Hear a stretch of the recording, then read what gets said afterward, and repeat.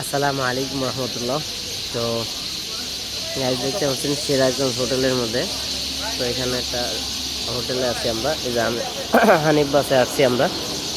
তো সিরাজগঞ্জ হোটেলের ভিতরে এসে দেখি এই গাছটার মধ্যে অনেক সময় আসছি, কিন্তু এই গাছে এত পাখি বলার বাইরে। পাখিগুলো দেখেন কেমন করতেছে, এটা ডালে ডালে একটা করে পাখি। এই দেখেন, পাখি আর পাখি, এটা ডালে পাখি। ময়লা পড়বে,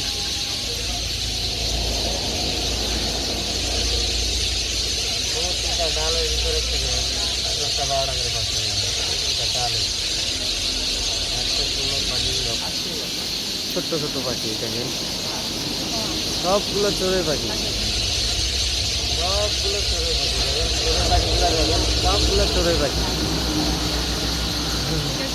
ওই তারে দেখেন কতগুলো বসে আছে আরেনের ভিতরে, সব চড়ুই পাখি।